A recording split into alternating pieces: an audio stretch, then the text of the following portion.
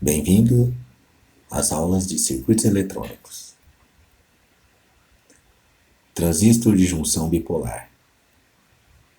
Série 2. Polarização de corrente contínua. Parte D. Polarização, então, significa aplicar tensões de corrente contínua ao transistor para que ele funcione adequadamente. Nessa polarização de corrente contínua, a gente vai focar amplificar um sinal analógico de corrente alternada.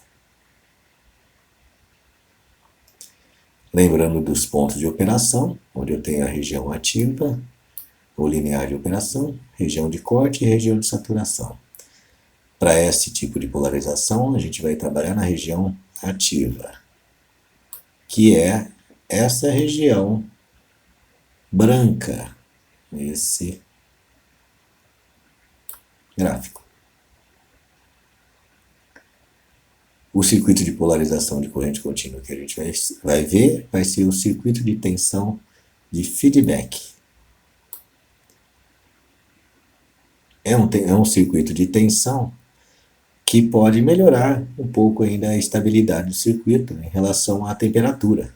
Ou seja, ele fica menos dependente do valor de beta que sofre com as diversas temperaturas. Nesse circuito, eu tenho então a fonte de alimentação e há uma divisão de corrente do coletor que vem para a corrente de base e outra que vai para o próprio coletor do transistor. Então eu tenho aqui um nó, onde a gente vai ter essa divisão, e aí a gente vai analisar esse circuito de forma que ele melhore um pouco a nossa estabilidade. No loop base emissor desse circuito, no loop base emissor, a gente tem então uma circulação da corrente dessa forma, onde essa corrente passa pelo resistor do coletor, pelo resistor de base, pela junção VBE e pelo resistor de emissor. Então, através dessa alimentação, eu vou tratar dessa malha aqui. Pela lei de Kirchhoff das tensões, então, VCC menos IC, vou chamar IC' antes da corrente do coletor chegar no nó. Depois da corrente do nó, a corrente, vou chamar a corrente do coletor de IC. E para o outro lado do nó eu tenho a corrente IB. Então, VCC menos IC'RC menos IBRB menos VBE e menos IERE é igual a zero. Então, pela lei de Kirchhoff das tensões, a soma das tensões nessa malha é igual a zero.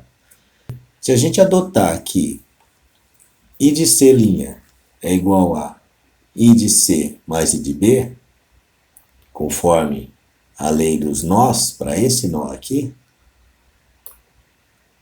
e sabendo que aqui a gente tem uma corrente IC na ordem de miliamperes e a corrente IB aqui é na ordem de microamperes, a gente praticamente pode fazer uma aproximação onde o IC' ele é igual a IC.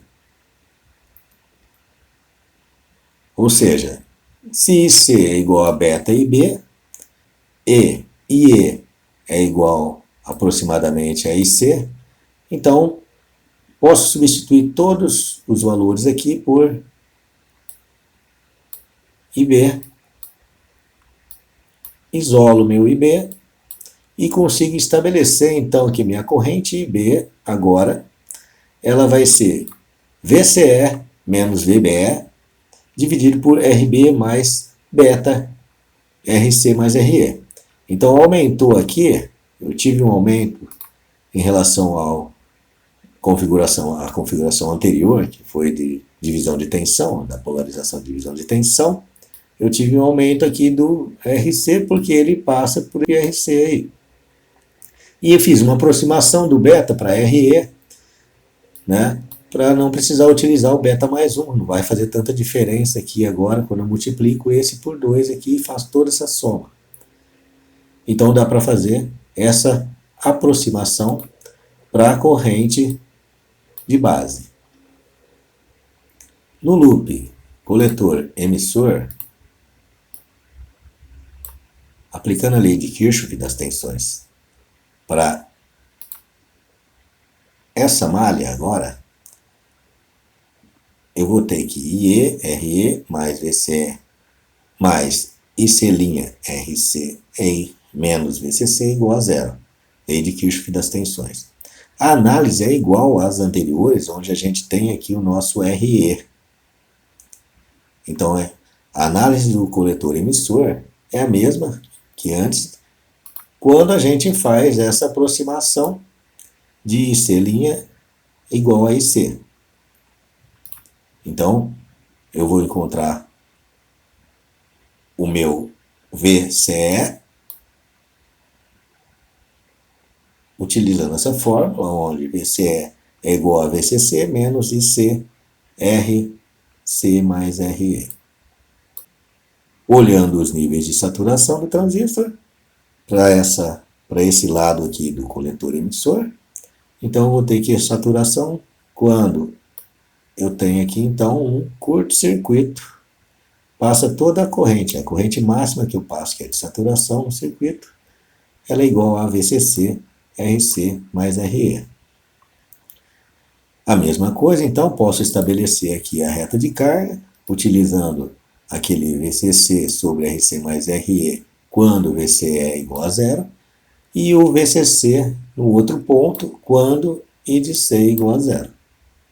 Obtenho a minha reta de carga, estabeleço a minha corrente de funcionamento, IBQ, quiescente, e encontro meu ponto quiescente. Daí eu consigo, então, estabelecer o VCE quiescente e o IC quiescente. Exercício. Para a configuração com realimentação do coletor da figura, determine IB, IC e VC. Bom, IB, então, pode ser estabelecido utilizando aquela fórmula onde eu tenho VCC menos VBE dividido por RB mais beta RC mais RE, onde eu admito que essa corrente do coletor, que eu chamei de IC' aqui, ela é muito próxima dessa corrente que passa por aqui, igual. Por quê? Porque aqui a corrente IB é uma corrente na casa de microamperes. Enquanto aqui nós temos correntes na casa de miliamperes. Daí eu consigo encontrar que meu IB é igual a 15,88 microamperes. O IC, então, basta multiplicar o beta pelo IB, e aí eu tenho o meu IC que vale 1,91 miliamperes. E o VC, que é o V que está nessa posição, meu VC aqui, que é o V do coletor, vai ser a queda de tensão que eu tenho nesse resistor, essa queda de tensão que eu tenho nesse resistor, menos o 16 volts, ou 16 menos a queda de tensão que eu tenho nesse resistor. Daí, o meu VC vale 9,12 volts. Exercício 2. Dado VC igual a 8 volts para o circuito da figura, determine IB, IC, beta e VCE. Nesse circuito eu não tenho o resistor de estabilização de temperatura. É uma forma de polarizar o transistor também, mas sem esse elemento. Então, olhando aqui o transistor, se aqui vale 8 volts e aqui vale 0,7 volts para o transistor de silício, eu posso estabelecer, então, que o meu IB vai ser 8 menos 0,7 dividido por 560, que dá 13,04. Então, eu já consegui o meu valor de IB, que é a corrente que vai para a base. A partir daí, eu posso estabelecer a queda de tensão nesse resistor de 3.9K, fazendo a subtração dessa tensão por essa, 10 volts, dividido por 3.9K, lei de Ohm. Encontro, então, a minha corrente de 2.56 mA para o IC. E, finalmente, posso estabelecer IC dividido por IB, que vai me fornecer o meu valor de beta, que é o fator de amplificação do transistor. Nesse caso aqui, 196. O VCE, então, olhando para a figura, é o próprio valor de VC, porque aqui o emissor, que é esse terminal aqui, está aterrado. Então eu tenho o próprio valor de 8 volts para ele. Lembrando das considerações, tudo que eu faço por transistor NPN serve também por PNP, só muda o sentido das correntes. E existem vários outros tipos de polarizações dos transistores, e essas polarizações são válidas também para coletor comum e base comum. Aqui a gente está vendo sempre o emissor comum. Obrigado, pessoal. Até a próxima.